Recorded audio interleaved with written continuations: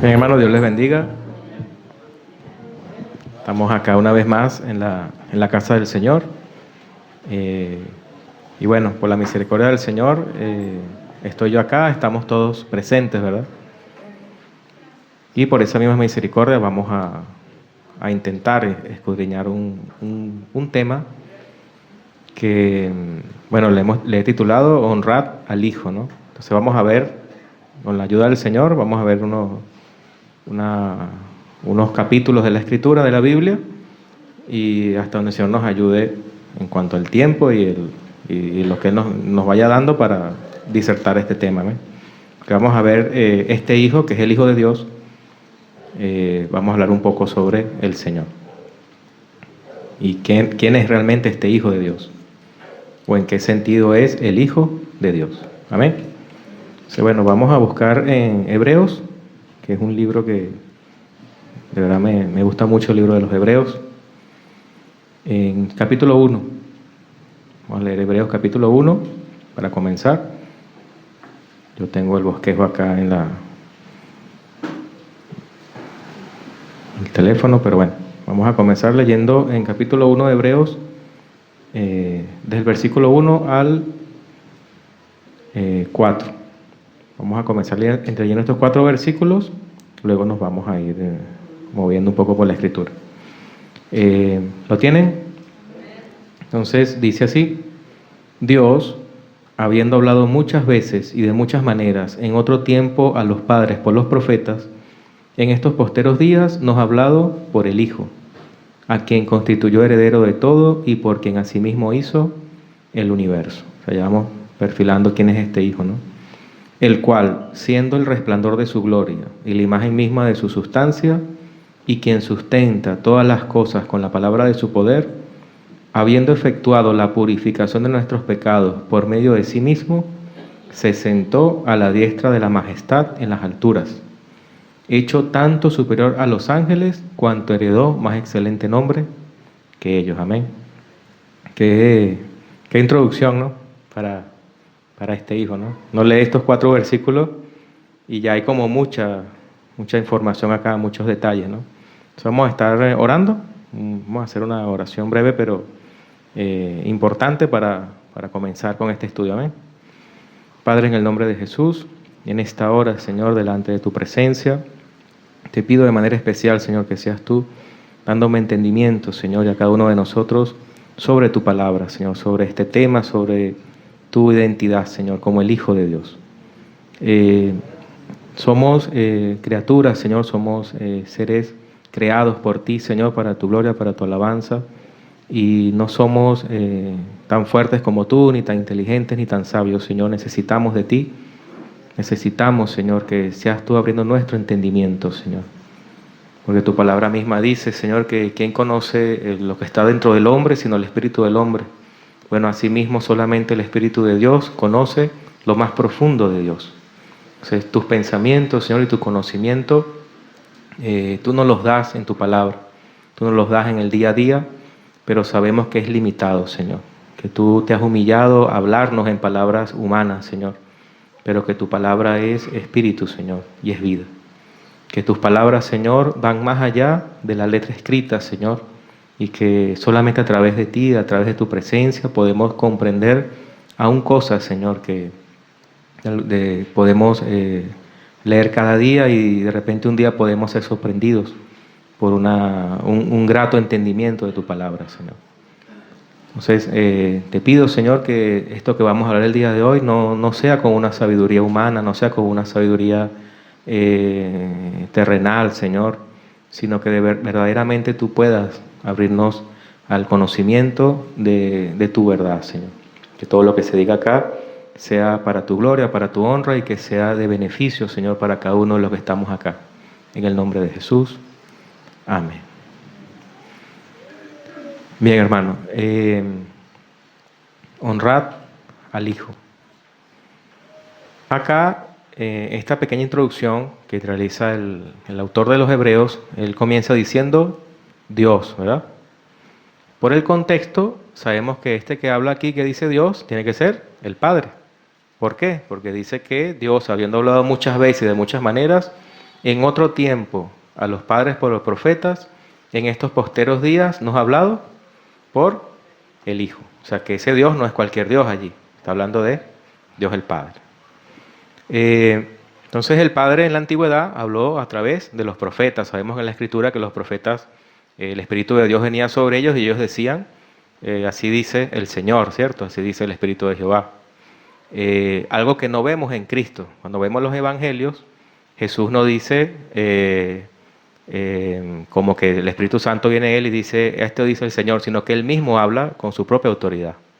O sea, como que él dice y cambia la ley y hace algunas interpretaciones allí directamente. Entonces, en la antigüedad, el Espíritu de Dios, el Espíritu Santo, hablaba a través de los profetas, hablaba a través de los reyes, de los sacerdotes, pero en los posteros tiempos, el Padre ya ha enviado directamente al Hijo. O sea, nosotros no vemos al Hijo profetizando o hablando como hablaban los profetas, sino que él mismo de una vez cambiaba las leyes, explicaba las cosas. O sea, él no decía, así dice el Señor, no, así digo yo. Oíste que fue dicho, pero yo les digo tal cosa. O sea, él es Dios mismo, ¿eh? Entonces, esa es ahí por ahí vamos perfilando esta gran diferencia, ¿no? Entonces, los posteros días no comenzaron hace 100 años ni hace 200, sino que parece que los posteros días comenzaron desde la venida del Señor. Porque dice que en estos posteros días, o sea, cuando ya vino el Señor, cuando vino el Hijo de Dios, comenzaron los posteros días. O sea, los últimos tiempos ya comenzaron hace bastante tiempo ya. O sea, hace más de 2000 años comenzaron los últimos tiempos. Lo que pasa es que hay cosas que se han venido cumpliendo y hay cosas que en ese periodo llamado los últimos tiempos se han venido cumpliendo y se han venido intensificando también. La Escritura dice que en los últimos tiempos el amor de muchos se enfriará. Eso está en las canciones, lo tenemos en las alabanzas, ¿verdad? Y una de las razones también puede ser, bueno, mientras más personas hay en el mundo, más maldad hay en el mundo también.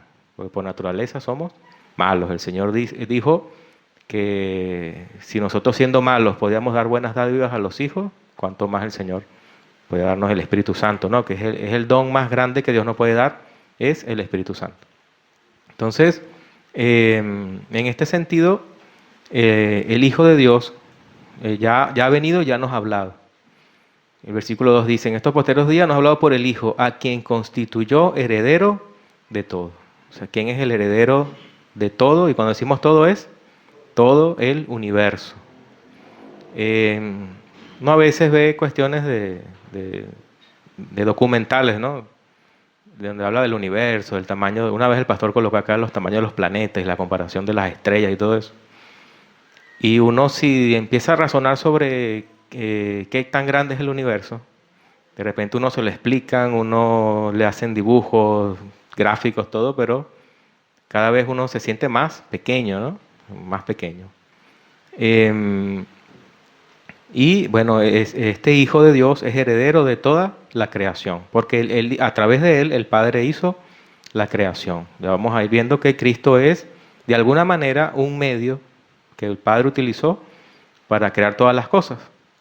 Entonces, toda esa grandeza, esa majestad, todo lo que uno pueda concebir de todo lo creado, todo le pertenece a Jesucristo, o sea, al Hijo de Dios.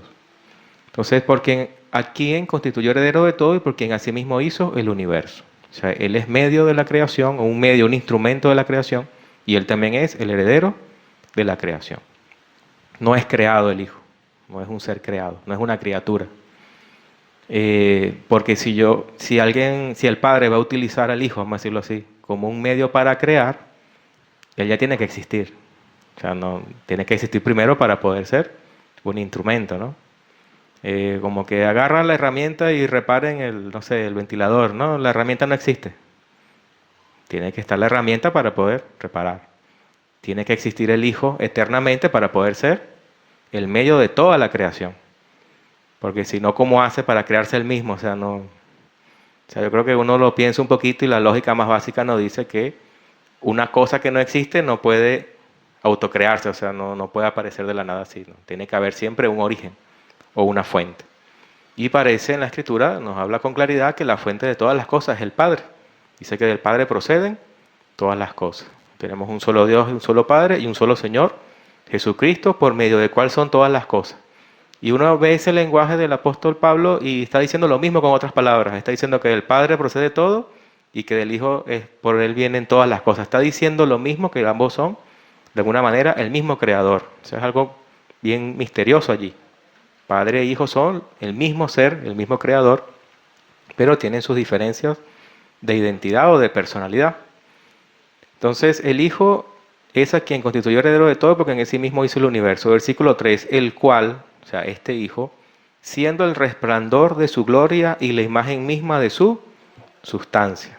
Una cosa bien complicada ese texto, ¿no? El Hijo es el resplandor de su gloria. ¿De la gloria de quién? ¿De quién? Del Padre, ¿no? De Dios, del Padre. El Hijo es el resplandor de la gloria del Padre y es la imagen misma de su sustancia. Es algo como que usted se imagine, cuando se acerca a un espejo, usted ve su reflejo allí, ¿verdad? Es como que el Hijo es el reflejo exacto y perfecto de el Padre. Pero en Dios todo es vivo, todo es perfecto, todo existe, o sea, no es algo abstracto. O sea, usted ve su imagen en el espejo y si usted hace así, la imagen hace así, ¿verdad? Si usted levanta la mano y el espejo la baja, tiene que tener cuidado y tiene que qué está pasando allí, ¿no? Pero en Dios es algo así, ¿no? Será un poco como ilógico, pero no es eso, ¿no? Sino que esto va más allá de nuestro entendimiento, ¿no? El Hijo es el reflejo exacto del Padre, exactamente. Pero Él tiene vida en sí mismo, eso lo vamos a ver después, un poco más adelante. O sea, de alguna manera es una sola deidad, es una sola divinidad, pero allí existen tres identidades distintas y estamos hablando hoy del Hijo, ¿no? Entonces es como ese reflejo de la gloria del Padre. También a veces esto lo explican de la siguiente manera. Puede pensar en el sol por un momento. Piense en el sol. Y piense por un momento que el sol siempre ha existido, el sol. Siempre ha existido. Sabemos que tuvo un origen, pero que Dios lo creó. Pero imagine por un momento que hay un sol que siempre ha estado allí. Que usted pregunta, ¿y cuánto tiempo tiene el sol? No, esa pregunta no tiene sentido porque siempre ha existido el sol. No tiene un origen. Ahora, si el sol, le eliminamos los rayos al sol, ¿seguirá siendo sol? Si eliminamos el calor y los rayos y la luz, ya es otra cosa, ¿verdad? Para que sea sol tiene que tener todo lo que lo hace ser lo que es. Si le quitamos algo ya no es eso. Si yo a la silla le quito las cuatro patas, ya no es silla, o sea, ya es otra cosa, ¿verdad? Entonces, el Hijo es algo así, es como que la fuente es eso que entendemos que es de donde viene la energía, el calor del sol. Y ese resplandor del sol viene siendo, es una comparación, el Hijo de Dios. Si ese sol es eterno, si esa estrella es eterna, entonces el resplandor también es eterno. O sea, el Padre siempre ha tenido su resplandor. Y ese resplandor del Padre es el Hijo de Dios. Entonces siempre el Padre ha estado con su propio Hijo. Por eso es Padre y por eso el Hijo es Hijo. Porque Padre e Hijo son términos de relación. Una persona, un hombre, antes de ser padre, ¿qué es? Es hombre. Pero si tiene un hijo, empieza a ser no solamente hombre, sino que también es padre. Si usted tiene hijos, yo por lo menos no tengo hijos, pero piense en su hijo, ¿no? Por ejemplo, y yo le pregunto, ¿cuánto tiempo tiene usted y su hijo en esa relación de padre e hijo? ¿Cuánto tiempo tiene? La edad que tenga su hijo. Pero usted tiene una edad mayor. Usted puede tener 40 años y su hijo tiene 20. ¿Por cuánto tiempo usted ha sido padre? ¿Por los 40 años? No. Sino 20 años. O sea que la relación padre-hijo es idéntica en tiempo. Ahora llévelo a la divinidad que es eterna. O sea, no es que Dios primero fue Dios y luego comenzó a ser padre, no. Su relación siempre ha sido idénticamente en la eternidad, padre e hijo. O sea, si nosotros mismos como seres creados, esa relación padre-hijo es idéntica en tiempo, ¿cómo será en Dios que no tiene tiempo? O sea, siempre ha existido el Padre y siempre ha existido el Hijo. Y también el Espíritu Santo. No lo podemos olvidar, pero estamos enfocándonos en la identidad del Hijo. Entonces, ¿me estoy explicando, hermano, o está muy filosófico? La relación padre-hijo es, la identidad del Padre y el Hijo viene por la vía de la relación. Uno se identifica como padre, otro se identifica como hijo, pero ambos son divinos porque ambos son eternos. Como un sol que siempre ha estado ahí y el resplandor. Si yo elimino algo, deja de ser sol. A veces uno dice, ¿qué sol hace? ¿No? Hace mucho sol y lo que está recibiendo es el calor. O sea, uno hasta identifica una parte del sol con todo El sol no podemos a veces diferenciar el todo de la parte, ¿no? Entonces algo así es Dios. No podemos hablar del Padre sin hacer referencia al Hijo, porque entonces, ¿qué es Dios entonces? Es una cosa allí que nadie sabe quién es, ¿no? Él es Padre porque hay un Hijo. Y Él es Hijo, ¿por qué? Porque tiene un Padre. Son términos que siempre han estado en relación y en la divinidad siempre han estado eternamente allí. Entonces, la imagen misma de su sustancia, y el versículo sigue diciendo, y quien sustenta todas las cosas por la palabra de su poder. Esta expresión es bastante curiosa e importante porque, gracias hermano, porque uno puede llegar a pensar que Dios hizo el universo y lo dejó andando, o sea, creó todas las cosas, las plantas, las estaciones del año, y eso está andando solo allí.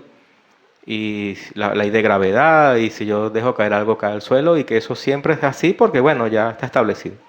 Pero este texto, cuando uno lo estudia en su forma original, cuando dice que sustenta todas las cosas con la palabra de su poder, lo que está diciendo es que Cristo, aún desde bueno, hoy y siempre, Él está manteniendo el universo funcionando.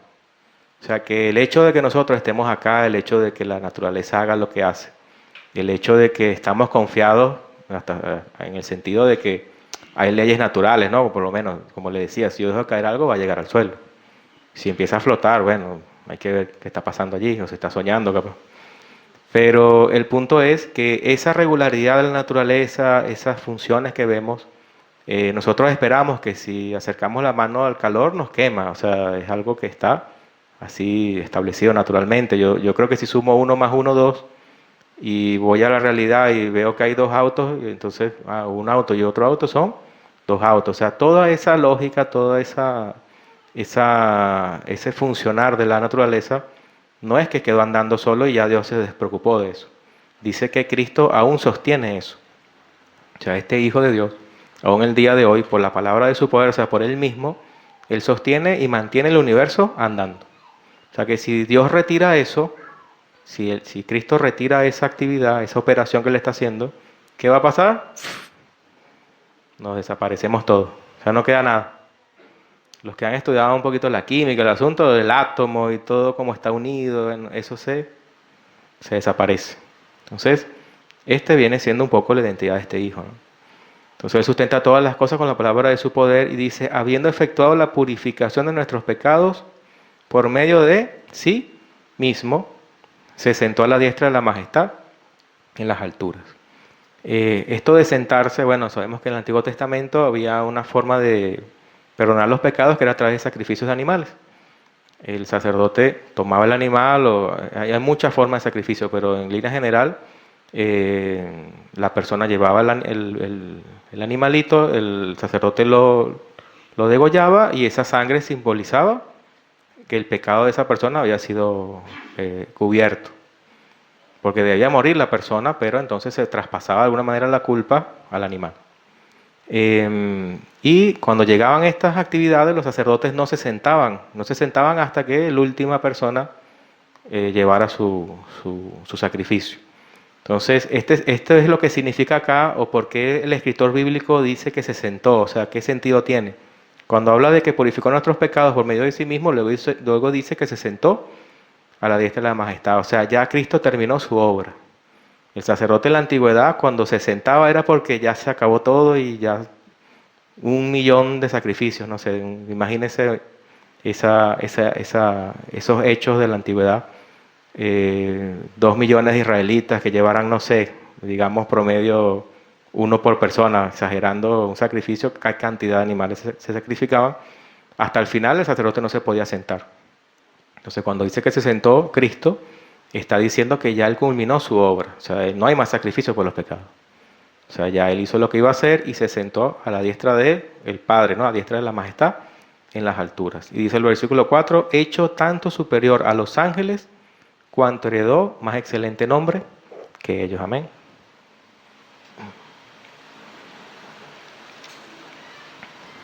¿Y cuál nombre heredó este Hijo de Dios? El versículo 5 nos dice eso, ¿no? Porque ¿a cuál de los ángeles dijo Dios jamás? Mi hijo eres tú, yo te he engendrado hoy. Y otra vez, yo seré a él padre y él me será a mí hijo. El autor está haciéndonos reflexionar, diciendo de la siguiente manera, ¿no? ¿A cuál ángel el padre le ha dicho alguna vez, mi hijo eres tú? La respuesta debería ser, a ninguno. O sea, está diciendo de alguna manera que a ningún ángel el padre le ha dicho, mi hijo eres tú. Y le dice, yo te he engendrado hoy.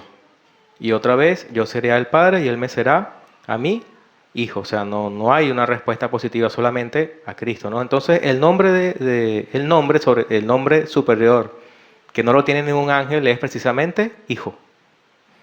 Uno puede llegar a pensar que como hijo, para nosotros no suena como un nombre propio, o padre no suena como un nombre propio, entonces no son nombres propios, no son personas.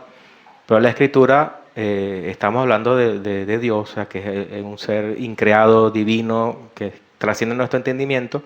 Hijo es nombre, Padre es nombre, Espíritu Santo es nombre. Son tres personas, esos son tres nombres. El mandamiento del bautismo, Jesús dijo, bautizándolos en el nombre del Padre, del Hijo y del Espíritu Santo. Ahí no dice en los nombres no. Dice que hay un solo nombre, o sea, hay un solo Dios. Y distribuye ese nombre entre los tres, Padre, Hijo y Espíritu Santo. Entonces, ese es un misterio. ¿Cómo se llama el Padre? Padre. ¿Y cómo se llama el Hijo? Hijo. ¿Y cómo se llama el Espíritu Santo? Espíritu Santo. Son tres nombres. De hecho, hoy en día hay un, no sé si sigue trabajando, hay un presentador de CNN que se llama Rey Rodríguez. Él se llama Rey, pero él no es un rey. Lo que quiero resaltar es que los términos que utilizamos no nos dicen mucho si es una persona o no es. Lo que nos dice si es una persona o no es que realmente primero sea una persona. O sea, como el Padre es persona, ¿cómo se llama? Padre. Esa persona, este hombre llamado Rey, alguien puede decir, no, pero es que Rey es un título de alguien que tiene esto y el otro. No, pero él se llama así. Él se llama así, ese es su nombre propio. Entonces, Padre, Hijo y Espíritu Santo son nombres propios. Cuando usted le pregunten, ¿cómo se llama tu Dios? Mi Dios se llama Padre, Hijo y Espíritu Santo. Amén. Me doy cuenta de hermanos que están así, oye, ¿cómo es eso, hermano? Sí, ese es el nombre de Dios. El nombre de Dios es Padre, Hijo y Espíritu Santo. Esos tres. Entonces, ese es el misterio de la Trinidad, de lo que la Escritura revela. Y dice que Él es hijo porque ha sido engendrado. Él no es hijo porque ha sido creado, ni es hijo porque ha sido adoptado. Si alguna persona que aquí ha sido adoptada, no se sienta menos tampoco, pero en este sentido el Hijo de Dios no es hijo por adopción. O sea, no es que Jesús comenzó a ser hijo cuando nació de María, no. Él existe, ya hemos dicho, desde siempre con el Padre en la eternidad. Y cuando se hace hombre, él lo que hace es tomar de su divinidad, Él añade una naturaleza humana. Y vive como hombre, pero siempre ha sido el Hijo de Dios. Cuando la Biblia habla del Verbo de Dios, del Hijo del Hombre, cuando la Biblia habla de Jesucristo, cuando la Biblia habla de la raíz de David, o sea, todos esos son formas de llamar al Hijo de Dios. Todos esos son formas de apuntar a un mismo referente, dicen algunos. ¿Cuál es ese referente? El Hijo de Dios. Algunos me dicen Eduardo, otros me dicen Edu. ¿Quién es? El venezolano. O sea, son formas de llamar a la misma persona. ¿Y quién es la persona? En el caso de la Escritura, el Hijo de Dios. No es que uno es el Hijo del Hombre, el otro es el Hijo, no. O sea, el Hijo de Dios tiene todas esas referencias, todos esos títulos, todas esas formas de llamarle. Y Él es Hijo porque ha sido engendrado. Y la Biblia, cuando leemos la Biblia, el término engendrar es muy especial, porque engendrar siempre hace referencia a un Padre que comunica su naturaleza a su descendencia. Un progenitor que comunica su naturaleza a su descendencia. ¿Un perro engendra qué? Los hermanos están dudando. ¿Será que es una pregunta con trampa? Un perro engendra perritos, cachorros. ¿Un elefante? Elefantito. ¿No? ¿Un ser humano? ¿Qué engendra? Humano. ¿Será que un policía engendra policías? No, ¿verdad? Engendra un ser humano, de la misma naturaleza. Engendrar en la Escritura siempre es un progenitor que comunica su naturaleza a su descendencia. Entonces el hijo es hijo por vía del engendramiento, no un engendramiento físico, biológico o sexual, no. Es algo que la Biblia utiliza esa forma de explicarlo para que nosotros tengamos una idea de cómo fue el asunto, ¿no? Entonces hay una doctrina que se llama la eterna generación del hijo, imagínense, eso es una cosa teológica ahí, pero que el hijo ha sido eternamente engendrado por el Padre. Es lo que yo le decía antes, siempre ha habido Padre, porque el Padre siempre está engendrando o generando al hijo. Es una relación eterna y esa relación se llama engendramiento. ¿Qué nos dice el término engendramiento? Que así como un padre le da a su hijo su misma naturaleza, porque su hijo no es menos humano que usted. Usted es un ser humano y su hijo también es el mismo ser humano. El Padre de Jesucristo es divino y su hijo ¿qué tiene que ser? ¿Cómo tiene que ser el hijo? Si el Padre es divino, el hijo es divino. Ese es el misterio de nuestra fe. El misterio del cristianismo o el misterio de la piedad que llama la Biblia, dice Dios se ha manifestado en carne. Y otros textos, otros manuscritos dicen Él se ha manifestado en carne. Y el que niegue que Jesucristo es Dios, es divino, y se hizo hombre, dice que es un anticristo. Todo el que niegue que Cristo, que el Hijo de Dios, siendo divino, se ha hecho hombre, es un anticristo. O tiene un espíritu de anticristo. O sea, usted por ahí puede ir sacando la idea de quiénes son los grupos o las personas que niegan eso. Todo el que niegue que Cristo ha venido en carne es un anticristo. Es una palabra fuerte, pero está en la Biblia. Entonces, no solamente anticristo es el que se espera que va a ser el anticristo, ¿no? Una figura especial allí en el fin de los tiempos. Pero todo el que niegue que Cristo ha venido en carne es anticristo. Y eso lo vemos, hermano, en todo nivel, porque uno habla con las personas o lee algunos libros y te dice, no, Cristo era un gran profeta. No, Él era un gran maestro, Él era un gran ejemplo. La gente acepta todo eso. Un gran maestro, un gran ejemplo. Algunos dicen que era socialista, que mete en la política, todo. Pero dígale que Él era Dios mismo. No, pasa que Él es divino. Ahí empieza el problema. No, pero es que no puedes decir eso. Eso no puede ser así, como Dios se va a hacer hombre. Y Juan dice, el que niegue eso es anticristo. Entonces hay que entender ese punto crítico, ¿no? Entonces ningún ángel Dios le dijo, mi hijo eres tú, yo te he engendrado hoy. Los ángeles, cuando vamos al Antiguo Testamento, los ángeles también se les conoce como los hijos de Dios. Usted lo lee en los Salmos y dice, hace referencia a los hijos de Dios. Pero los ángeles son hijos de Dios por vía de la creación, porque como Dios es creador, es padre, entonces en ese sentido son hijos también. Pero por vía de la creación, fueron creados. Los ángeles, si son 10 millones de ángeles, se quedaron 10 millones de ángeles. Ellos no se reproducen, no forman una raza, ellos son los ángeles. Y son ángeles por vía de la creación. De hecho, la Biblia lo dice, que Dios formó todo el ejército de los cielos, o sea, los creó a ellos. Pero de Cristo nunca se dice creado, sino engendrado. Es otra relación. Y nosotros como cristianos somos hijos de Dios por vía de la adopción. O sea, somos hijos por vía de la adopción. O sea, somos adoptados como hijos de Dios. Pero ninguno de nosotros es el hijo de Dios. Ninguno de nosotros es el hijo de Dios, porque si decimos eso, estamos diciendo, somos divinos. Y no somos divinos. Y el que lo pensó, quédese allí y después en su casa lucha con él. No, pero que sí soy. No somos divinos. El versículo 6 de Hebreos dice así. Y otra vez, cuando introduce el primogénito en el mundo, dice, adórenle todos los ángeles de Dios. Acá yo quiero resaltar el hecho siguiente, ¿no?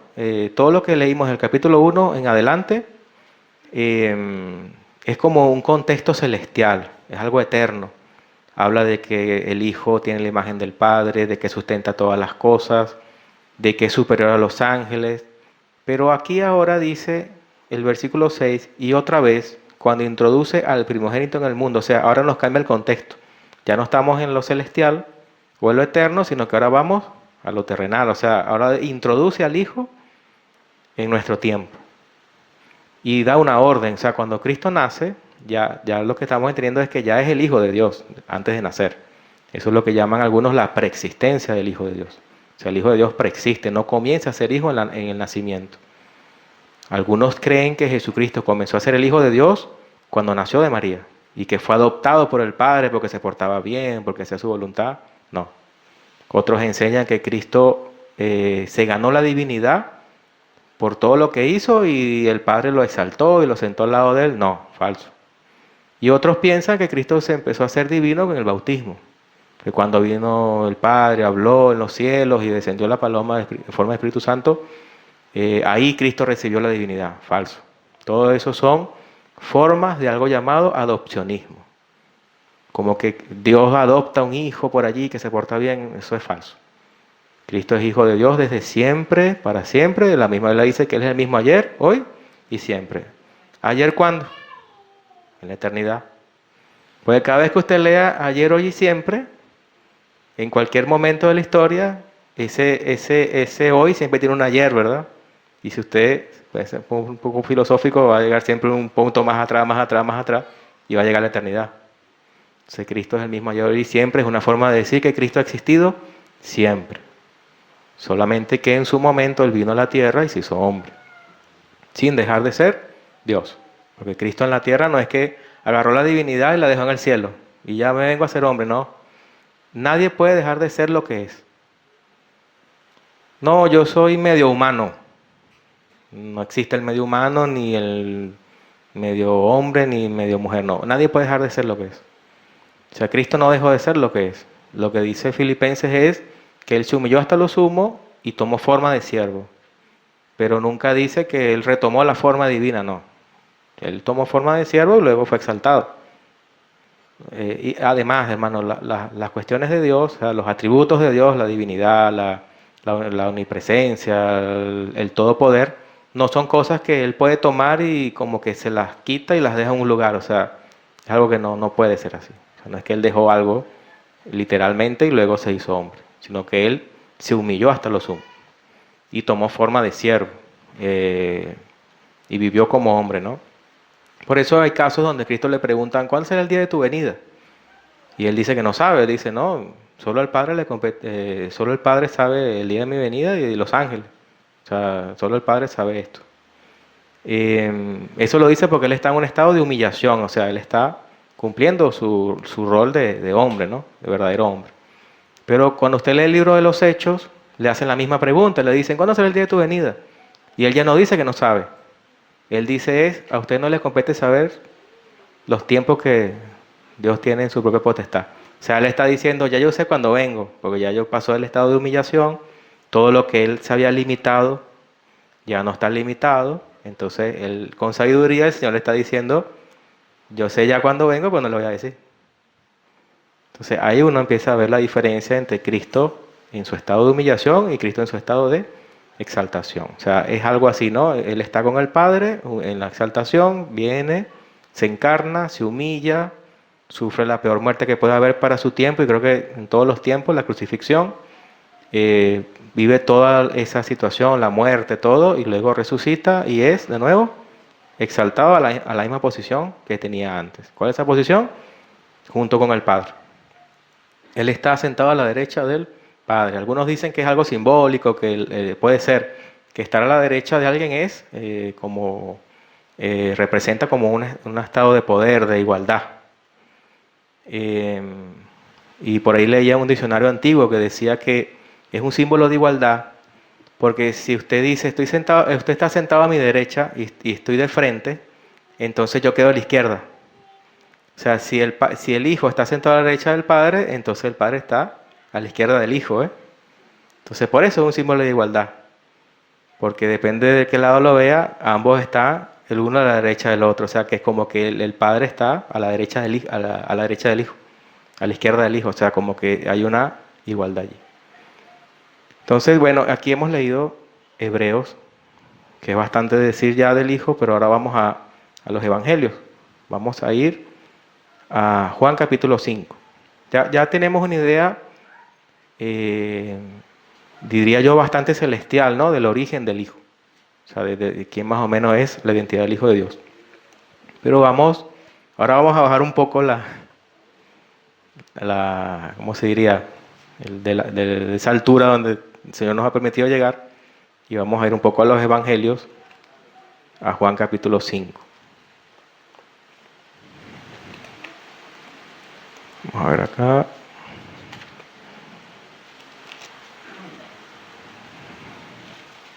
Y vamos a buscar desde el versículo 15.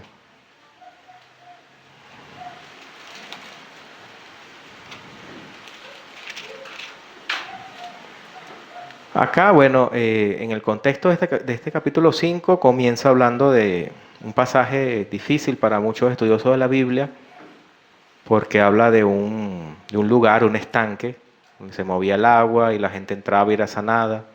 Entonces es un texto bastante difícil de entender para hoy día para los estudiosos.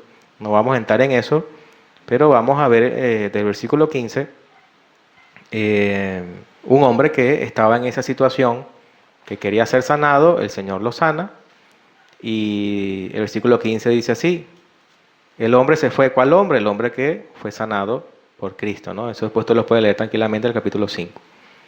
Dice: el hombre se fue y dio aviso a los judíos que Jesús era el que le había sanado. Y por esta causa, imagínense la mentalidad del hombre, ¿no? O sea, por esta causa los judíos perseguían a Jesús y procuraban matarle. ¿Por qué lo querían matar? Porque había sanado a alguien. Vea la envidia y el corazón del hombre como puede llegar, ¿no? Porque hacía estas cosas, y para sumar, ¿no? Decía, porque hacía estas cosas en el día de reposo. El celo de los judíos, que Pablo dice que tienen celo pero sin ciencia, dice Pablo. O sea, que ellos son celosos pero no tienen conocimiento. O sea, el celo los cegó. A veces los celos pueden cegar y todo ese conocimiento se pierde, ¿no? Entonces, tenían tanto celo por las cosas de Dios que hacían unas barbaridades que no tenían sentido. Entonces, estaban molestos porque sanaba el día de reposo. O sea, que si hubiesen sanado un martes, de repente no se molestan tanto, ¿no? Imagínese uno lo analiza, hermano, a veces uno medita en estas cosas y dice, qué absurdo. Es también cuando la resurrección de Cristo. Él resucita, los guardias llegan y le dicen a los judíos, resucitó, y ellos le dicen, tomen plata y digan que se lo robaron el cuerpo. O sea, ellos saben que resucitó. O sea, imagínense la escena. Ellos saben que resucitó una persona de los muertos. Y no les da temor, no, toma plata y dile que te lo robaron el cuerpo. O sea, ve el nivel de ¿cómo se diría? De cómo el ser humano incrédulo a veces no vale milagros, señales. Uno ve el Antiguo Testamento, las señales que hacía el Señor. Entonces, hay que nacer de nuevo. Hay que nacer de nuevo. Yo le pido al Señor que todos los que estemos acá, si no lo hemos experimentado, lo experimentemos, y si lo hemos experimentado y hemos fallado y hemos caído, bueno, el Señor nos ayude, ¿verdad? Amén. Porque uno ve la Escritura y por señales y milagros, está llena de señales y milagros, y está llena de personas que ven las señales y los milagros y su vida es la misma. El misma parábola o la historia de Rico y Lázaro. Este personaje que está en el infierno le dice, pero manda a uno de los muertos para que crean, y ¿qué le dice la respuesta divina? No, ahí tienen a Moisés y los profetas. Si no le creen a la Biblia, no le creen ni que venga de los muertos. Y es así. Capaz puede darse el caso que alguien vaya a ese sitio y vuelva de los muertos y cuente las cosas, y la gente que hace, nada, ese quiere plata, quiere fama, y capaz, no sé, Dios puede permitir algo así. Pero el Señor dice que es a través de la Escritura, ¿no? O sea, viene el escuchar, la fe, y viene la conversión. Entonces, acá versículo 17 de Juan capítulo 5 dice, y Jesús les respondió, o sea, como ellos estaban molestos porque había sanado a este hombre en el día de reposo. Y Jesús les respondió, mi Padre hasta ahora trabaja y yo trabajo. Por esto los judíos aún procuraban matarle, porque no solo quebrantaba el día de reposo, sino que también decía que Dios era su propio Padre, haciéndose igual a Dios. ¿Por qué les molestó tanto que él dijera, mi Padre hasta ahora trabaja y yo trabajo? ¿Por qué les molestaría tanto eso? Uno lo escucha y de repente para nosotros no tiene mucho sentido que se molesten por eso. Pero ¿qué está diciendo él? Es día de reposo, Dios no reposa, Dios está activo siempre, Dios no duerme, no se cansa, está trabajando, sostiene el universo, y él está diciendo, mi Padre trabaja y yo también trabajo. O sea, yo no soy un hombre común. O sea, yo también soy Dios. O sea, yo estoy igual que el Padre. O sea, yo no voy a parar la obra, yo soy Dios, yo soy divino. Y por eso ellos se alteraron, y dice, Por esto aún más procuraban matarle. Porque ellos entendían que decir eso era una declaración de divinidad. O sea, él está diciendo, yo no estoy sujeto a la ley del sábado. Yo soy Dios. O sea, está encarnado, pero también es divino. Por eso le digo, nadie puede dejar de ser lo que es. Él está diciendo prácticamente, la ley del sábado, luego la aclara, el sábado fue hecho por causa del hombre, para que haya una función del día de reposo. Pero yo no aplico allí porque yo soy divino, yo soy Dios, yo no tengo que aplicar esa ley. Entonces, eso los enardecía a ellos y dice que procuraban aún matarle. Y aquí el escritor bíblico aclara, porque no solo quebrantaba el día de reposo, o sea, ese era ya un problema para ellos, pero ahora viene la explicación de lo que le estoy diciendo, sino que también decía que Dios era su propio Padre, porque él decía, mi Padre trabaja y yo trabajo. Ningún rabino de la antigüedad, ningún maestro antiguo podía decir mi Padre, hablando de Dios. Siempre que lo decía, tenía que decir mi Padre que está en los cielos. Pero era una blasfemia que un rabino dijera solamente mi Padre. ¿Por qué? Porque hemos dicho que decir que Dios es tu Padre, ¿qué quiere decir? Que tú también eres divino. Porque si el Padre es divino, el Hijo es divino. Entonces, ellos tenían que hacer siempre la coletilla y decir mi Padre que está en los cielos. Para ser educados, para diferenciarse ellos como hijos de un hijo por engendramiento. Y si usted lee todos los evangelios, jamás Jesús dice, nuestro Padre, vengan ustedes, vamos a orar a nuestro Padre, no. Él siempre dice, mi Padre, mi Padre, mi Padre, mi Padre, y dice así, mi Padre y vuestro Padre. Enséñanos a orar, le dice, bueno, cuando oren al Padre, oren de esta manera. Padre nuestro, la única vez que Jesús dice, Padre nuestro que estás en los cielos, es cuando le enseña a orar a los discípulos. Y lo está haciendo en tercera persona, o sea, le está diciendo a ellos, oren así, Padre nuestro. Pero él nunca dijo nuestro Padre, jamás Jesús dijo con los discípulos o los que le seguían, nuestro Padre, nunca. Él siempre dijo, mi Padre y vuestro Padre. Él siempre marcó la diferencia entre él como hijo de Dios y los demás. ¿Me estoy explicando? Lo veo todo así. Lo que pasa es que entender esto, hermano, o profundizarlo un poco, nos da a entender un poco más quién es realmente Cristo. O sea, qué representa realmente, quién es realmente el Hijo de Dios. O sea, es una persona divina que ha estado eternamente con el Padre, que se encarnó y que ese título le corresponde solamente a Él. Y sí, nosotros tenemos al Señor, somos hijos por adopción, pero nunca vamos a llegar a ese concepto de hijo, ¿no? Entonces, cuando uno empieza a ver esa diferencia, uno empieza como a reflexionar un poco sobre la majestad de Dios y sobre lo pequeño que somos nosotros también. Y sobre lo que Juan dice que se nos dio la potestad de ser llamados hijos de Dios. O sea, es una potestad, o sea, bueno, le dimos esta posibilidad, Dios le dio esta posibilidad a la gente, que sean llamados hijos de Dios, porque el Hijo de Dios es uno solo. Entonces, ellos entendieron muy bien los judíos, porque dice que él decía que Dios era su propio Padre, haciéndose igual a Dios. Entonces, si alguien dice, Dios es mi Padre, ¿qué está diciendo? Mira, está diciendo que tiene la misma naturaleza del quien lo engendró. Apedréenlo. Eso los puso a ellos muy mal.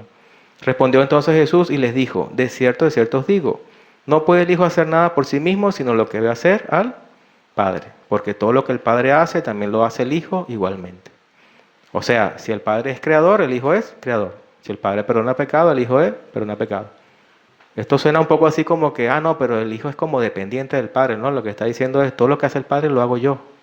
Somos la misma divinidad. Porque el Padre ama al Hijo y le muestra todas las cosas que Él hace, y mayores obras que ésta les mostrará, de modo que vosotros maravilléis. Y el verso 21 dice, porque como el Padre levanta a los muertos y les da vida, así también el Hijo a los que quiere da vida. O sea que Él tiene la potestad de dar vida también, porque el Padre a nadie juzga, sino que todo el juicio dio al Hijo. O sea, el Hijo tiene la posibilidad de juzgar, de levantar de los muertos, tiene todo lo que vemos que tiene el Señor. Y aquí viene parte de la razón del título del estudio. Dice, para que todos honren al Hijo como honran al Padre. El que no honra al Hijo, no honra al Padre que lo envió. Si usted tiene un concepto de Dios, o sea, de lo divino, de lo sublime, y usted entrega su corazón a esa idea, tiene que hacerlo tanto para el Padre como para el Hijo. También el Espíritu Santo, lo aclaro, pero estamos hablando de el Hijo. Si usted ve una diferencia o le dicen, no, es que no puede ser así, porque entonces si amas a Jesús igual que al Padre, entonces es idolatría, porque Jesús no es Dios, es una criatura, ahí hay un problema. O sea, es la misma majestad, es la misma divinidad. Yo por lo menos, uno reflexiona en el asunto y cuando uno alaba al Señor, uno canta las canciones y las alabanzas, uno dice Dios, ¿verdad? Uno dice, aparece el término Dios en las canciones. Y si yo le pregunto ahora, cuando usted dice Dios, ¿en quién piensa? De repente muchos me dirán el Padre. Seamos sinceros, ¿no? Uno dice el Padre. Y cuando uno dice Señor, ¿en quién piensa? En Jesús. Y cuando uno dice el Espíritu Santo, el Espíritu Santo, Santo Espíritu. Pero a veces en esa oración hay que tener conciencia de que los tres son divinos. Y cuando digo Dios, a veces no es solamente hago referencia al Padre, sino que de repente intelectualmente o espiritualmente debo estar consciente de que realmente son tres. Y esa conciencia, si la vamos desarrollando, nos permite, a mí me ha ayudado como a ver qué tan complejo o qué tan grande es la divinidad y qué tan pequeños somos nosotros. Porque es incomprensible eso, ¿no? Entonces, cuando uno va queriendo este conocimiento, vamos a decirlo así, o esta cuestión que Dios nos puede dar a nosotros, uno va entendiendo un poco más cuando Pablo dice que debemos orar al Padre a través del Hijo en el poder del Espíritu Santo. O sea, es algo que está allí en estos tres personas, está condensado, está resumido. Hay que orar al Padre en el nombre de Jesús, en el poder del Espíritu Santo. Los tres son el mismo Dios, la misma divinidad. Entonces, si uno no tiene mucha conciencia de esto, entonces uno empieza, Padre, sí, porque tú sabes esto y lo otro, Señor, y bueno, el Espíritu Santo. Entonces como que hablamos con los tres y es como que una cosa mezclada, ¿no? Como que yo comienzo a hablar con el pastor, de repente, sí, pastor, ¿sabes qué me pasó ayer? Y como te venía diciendo, o sea, como que uno, no, como es el mismo Dios, entonces los tres me entienden, las tres personas me entienden. Entonces el apóstol dice que a veces no recibimos porque pedimos mal. Entonces, yo no voy a hacer un dogma de que no puedes decir, Señor, ayúdame, no. Y todo el tiempo, todo tiene que ser como Padre en el nombre de Jesús, no. Lo que le quiero decir, hermano, es que si uno va tomando conciencia de esto, en la medida que uno va tomando conciencia de esto, uno empieza a ver que existe un Padre, existe un Hijo, existe un Espíritu Santo y que hay una forma de orar, hay un mandato bíblico y que en la medida que tenemos conciencia de esto, yo sé que Dios nos va a ayudar y eso va a salir, va a fluir solo, por decirlo así. Porque si no, a veces tenemos una mezcla de cosas y estamos hablando como el aire en parte. O sea, estoy hablando con Dios, pero ¿cuál Dios estás hablando? O sea, Padre, Hijo, Espíritu Santo. O sea, estás consciente de cuál, el Dios de los cristianos, ¿quién es? Como decíamos al comienzo. ¿Cómo se llama Dios? Padre y Espíritu Santo. Entonces, tomar esa conciencia nos puede ayudar en la práctica para entender la majestad de la divinidad. Entonces, todos deben honrar al Hijo como honran al Padre. El versículo 24, ya vamos a ir terminando un poco con unos minutos más. Versículo 24, de cierto os digo, esto lo dice el Señor Jesús. Cuando la Biblia dice, cuando el Señor dice de cierto os digo, es porque va a decir algo importante o está reafirmando que lo que va a decir a continuación es algo importante, es algo que tiene un valor. El que oye mi palabra y cree al que me envió tiene vida eterna. O sea, ¿quién envió al Hijo? El Padre. Y no vendrá condenación, mas ha pasado de muerte a vida. De cierto os digo, viene la hora, y ahora es, cuando los muertos oirán la voz del Hijo de Dios. Y los que lo oyeren, vivirán. Esto es algo que cualquiera lo escucha y dice que es algo contradictorio, porque dice que los muertos oirán la voz del Hijo de Dios. Es como un muerto puede estar escuchando, ¿verdad? Ese es nuestro Dios. Ese es nuestro Dios. Que hasta los muertos escuchan al Hijo de Dios. Y los que lo oyeren vivirán. Y cuando la Biblia habla de vida, no es solamente resucitar, porque todos van a resucitar, los impíos y los justos, todos van a resucitar. Pero tener inmortalidad, no todos van a ser revestidos de inmortalidad. Porque una cosa es resucitar para la vida eterna, otra cosa es resucitar para la condenación eterna. Y la condenación eterna no es vida, eso no es una vida. O sea, el existir por siempre no es algo que por naturaleza sea bueno. Eso lo vemos en el Génesis, cuando el hombre toma el árbol árbol de la ciencia del bien y el mal, lo primero que Dios hace es cerrar la entrada al árbol de la vida eterna. Porque imagínese un hombre pecador que viva por siempre. O sea, ¿qué quería Adán? Ay, pequé, voy a agarrar de la vida para no morirme, porque voy a morir, voy a morir. No sé quién ha sentido esa conciencia de que un día voy a morir. Eso puede generar una ansiedad, una cosa, y bueno, después Dios nos ayuda a superar ese pensamiento, pero el punto es que uno por naturaleza no quiere morir. Entonces sale Dios y cierra la puerta del árbol de la vida, porque no es solamente vivir por siempre, hermano. Porque de repente la ciencia hasta logre eso con alguna vez, que la gente viva años y años. Pero la calidad de vida, la presencia de Dios, o sea, esa es la diferencia. O sea, la vida eterna no es solamente vivir por siempre. La vida eterna es vivir con Cristo, o sea, es vivir la vida de Dios. Entonces, no es solamente vivir y ya. Entonces dice acá, versículo 26, porque como el Padre tiene vida en sí mismo, así también ha dado al Hijo tener vida en sí mismo.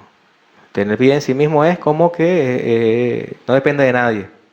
Nosotros venimos de nuestros padres y así sucesivamente, y nuestra vida no es nuestra, o sea, Dios nos ha dado la existencia, o sea, si Dios retira eso que leímos en Hebreos, si Dios retira eso, desaparecemos, morimos, nos quita el aliento de vida, el espíritu. Pero dice que el Hijo tiene vida en sí mismo, o sea, Él es autoexistente, o sea, Él depende de sí mismo. Por eso Cristo dijo que Él que Él nadie le quitaba la vida. Él lo aclaró varias veces. Yo pongo mi vida y yo la tomo de vuelta. Y si el Señor en la cruz no hubiese dicho, la Escritura dice que entregó el Espíritu, ahí estaría el Señor crucificado todavía, gimiendo, porque Él dice que Él entregó el Espíritu. A nadie lo mató en el sentido de que matamos al Hijo de Dios. O sea, Él es Dios encarnado. Él tenía potestad sobre el momento que iba a morir. Y cuando Él sabía que todo se había cumplido, porque tenía que cumplirse toda la Escritura, Él dijo, consumado es, y dice que entregó el Espíritu. Eclesiastés dice que ningún hombre tiene poder para retener el Espíritu el día de la muerte. O sea, el día que nos toque morir, no podemos retener el Espíritu. Pero Cristo sí pudo hacerlo. O sea, ese es nuestro Dios. O sea, Dios encarnado y dice, yo me muero cuando yo diga. ¿Y quién de nosotros puede decir eso? No se le ocurre decir eso ni pensarlo. Cristo sí. Yo pongo mi vida y yo la vuelvo a tomar. Qué cosa tan misteriosa, ¿no? Y tan grande. Entonces dice el verso 28, no os maravilléis de esto. O sea, es lo que vamos diciendo, y Jesús dice, que esto no los maravilla, y uno así como maravillado, ¿no? No los maravilléis de esto, porque vendrá hora cuando todos los que estén en los sepulcros oirán su voz, y los que hicieron lo bueno saldrán a resurrección de vida, mas los que hicieron lo malo a resurrección de condenación. No puedo hacer yo nada por mí mismo, según oigo así juzgo, y mi juicio es justo, porque no busco mi voluntad, sino la voluntad del que me envió, la del Padre. Entonces, Cristo vino a hacer la voluntad del Padre. No busca su propia gloria, ¿no? O su propia motivación, sino que Él nos está mostrando de que hay que cumplir la voluntad del Padre, del que nos envió. Entonces vamos a ir terminando, hermano. Vamos a darle una explicación final a lo que hemos venido leyendo. Vamos a una de las cartas de Juan. Vamos a segunda carta de Juan. Primera de Juan, disculpe, hermano. Primera de Juan, capítulo 5. Vamos a terminar acá. Primera de Juan 5, versículo 6 en adelante. Vamos a leer estos versículos y vamos a concluir. Primera de Juan 5, 6.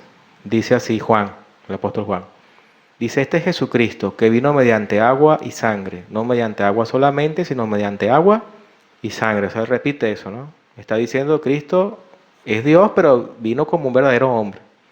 Porque ya en ese tiempo había gente que negaba que Cristo era verdadero hombre, o sea, que tenía sangre humana, cuerpo humano, ¿no? Decían, no, si Él es Dios encarnado, Dios no se puede unir con lo carnal, con la carne, con el cuerpo.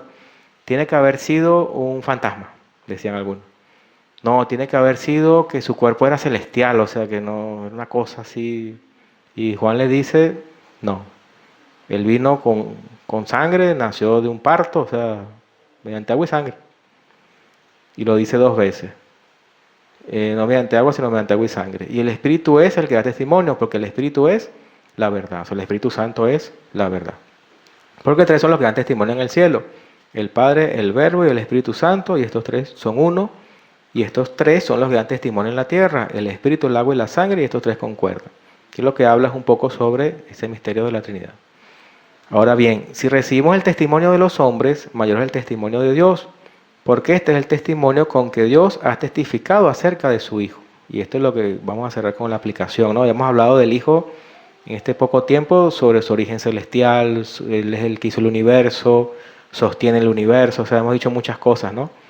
Y esto es lo que me interesa más es esto, ¿no? Versículo 10. El que cree en el Hijo de Dios tiene testimonio en sí mismo.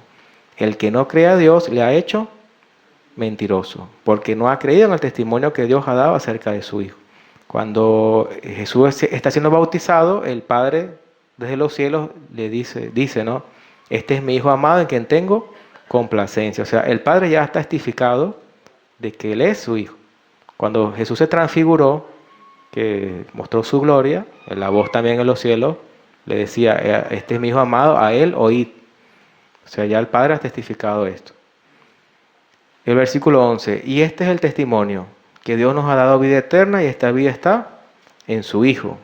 El que tiene al Hijo tiene la vida y el que no tiene al Hijo de Dios no tiene la vida. Eso mucha gente puede decir que cree en Dios, que tengo a Dios por Padre, todo lo puede decir todas las religiones del mundo. Pero si no cree que el Hijo de Dios es realmente el Hijo de Dios con mayúsculas, o sea, que es divino, que vino a la tierra, no tiene al Padre. O sea, ahí donde está la piedra de tropiezo para todos, ¿no? Aceptar esta verdad. Entonces, el que tiene al Hijo tiene la vida eterna. Y Jesús dijo que la vida eterna era, Él lo dijo en Juan 17, dijo, esta es la vida eterna, que te conozcan a ti, al Padre y a Jesucristo a quien has enviado. Esa es la vida eterna. O sea, no solamente conocer al Padre, se dice conocerme también a mí. Esa es la vida eterna. Y la vida eterna no comienza cuando nos morimos. Se murió el hermano y comenzó la vida eterna. No. La vida eterna comenzó cuando usted conoció al Señor. Y ahí viene el Espíritu Santo, y el Espíritu Santo es Dios también.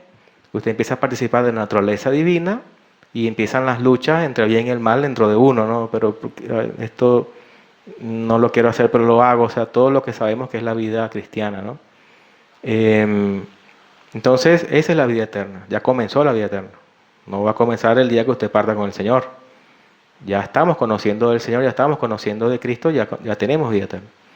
Versículo 13, y terminamos con este, dice, estas cosas os he escrito, dice el apóstol, estas cosas he escrito a vosotros que creéis en el nombre del Hijo de Dios, para que sepáis que tenéis vida eterna y para que creáis en el nombre del Hijo de Dios. Entonces, todo esto se escribió ¿para qué?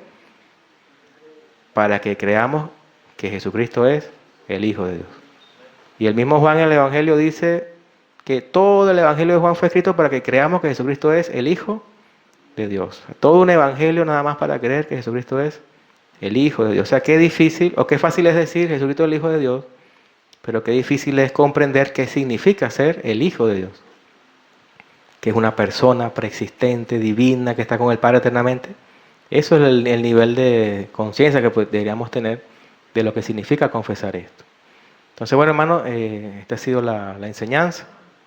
Si usted no tiene al Señor, si no tiene al Hijo de Dios, está presente acá, tiene la oportunidad de acercarse al Señor, de confesar sus pecados, de reconocer que Él es el Hijo de Dios. Y en ese mismo momento yo estoy seguro de que el Señor va a hacer algo en su vida, lo va a hacer con su Espíritu Santo, y usted va a poder empezar a comprender realmente quién es el Padre también. O sea, empieza toda esa función de lo que la Escritura nos habla, ¿no? De la salvación. Entonces, bueno, hermano, no tengo más nada que agregar. Espero que haya explicado. Cualquier cosa me pregunta. Estamos para responder lo que el Señor me pueda ayudar también. Y bueno, vamos a deber colocarnos de pie. Yo rara vez le pido esto, pero quiero el día de hoy de manera especial que nos pongamos de pie y oremos dando gracias al Señor por esta palabra, y que de alguna manera podamos meditar en este asunto, ¿no? Meditar un poco de esta identidad del Hijo y esta honra que merece el Hijo.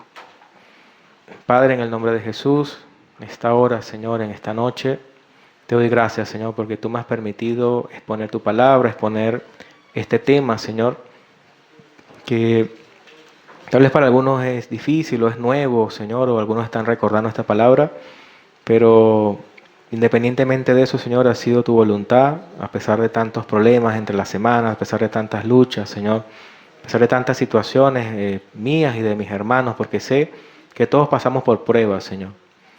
Todos pasamos por pruebas, por situaciones, por dificultades, Señor. Pero si te tenemos a ti, Señor, yo creo que podemos seguir venciendo, Señor.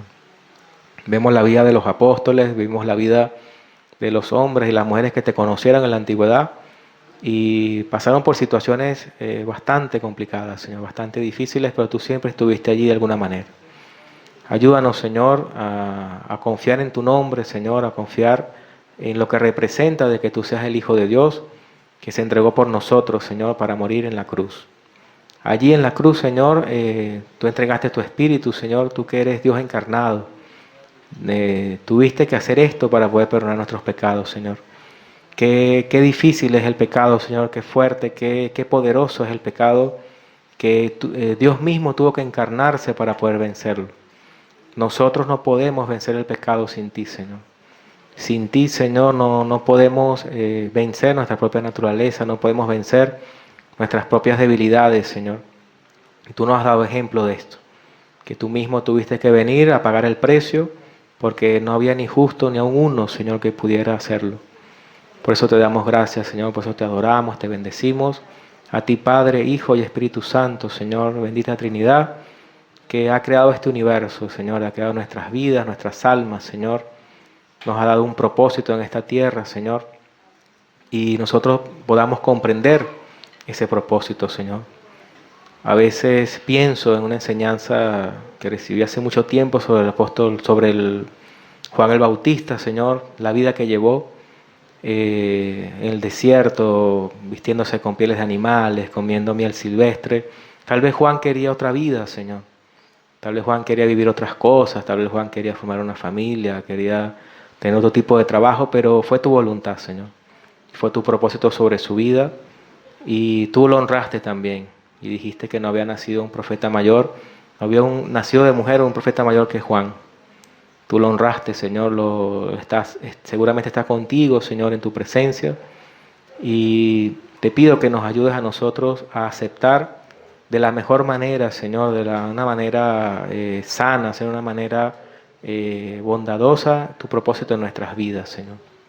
Porque tal vez en este lugar el día de hoy anhelamos muchas cosas, mis hermanos anhelan muchas cosas que tal vez sean buenas, Señor, que tal vez necesariamente no sean malas, pero tal vez no sea tu propósito, Señor. Tal vez esa cosa que vemos bien nos desvíe de tu verdad, nos desvíe de tu palabra, nos desvíe de tu salvación. Y qué terrible sería, Señor, perder nuestra alma. Qué terrible sería, Señor, después de conocer todas estas cosas, después de estar un día y tú no estés allí, Señor. Pensar que esta vida pasa tan rápido. Hoy reflexionaba y hablaba de esto, cómo vemos hacia atrás el pasado, las fotos, los recuerdos, y parece tan rápido, Señor, cómo se ha esfumado el tiempo. Y los años y los días, Señor, siguen pasando y nosotros nos acercamos a ti, Señor. Sea que tú vengas a la tierra, o sea que partamos contigo, de alguna forma nos iremos, Señor. Y yo te pido que todos los que están acá presentes, Señor, aún yo mismo, podamos realmente partir contigo, Señor. Que no sea en vano lo que estamos haciendo, que no sea tiempo perdido, Señor, que no veamos esto como un club. Esto no es un club, Señor, donde venimos a reunirnos, a pasar un rato, sino que podamos realmente entender que tú eres el Hijo de Dios, Señor, y que viniste a la tierra a cumplir un propósito y a darnos un propósito. Tú viniste para darnos vida, Señor, y no solo vida, sino vida en abundancia. Ayúdanos verdaderamente a valorar esto. Ayúdame a mí principalmente, porque conoces mis luchas, mis problemas y mis debilidades, Señor. Más que yo mismo, Señor. A veces nos confiamos en nosotros mismos, confiamos en nuestras habilidades, confiamos en nuestras experiencias, Señor. Y a veces tú nos sorprendes con cosas que escapan de todas nuestras posibilidades y tenemos que humillarnos y reconocer que solo en ti podemos hallar la respuesta, Señor. Ayúdanos a continuar adelante en el nombre de Jesús.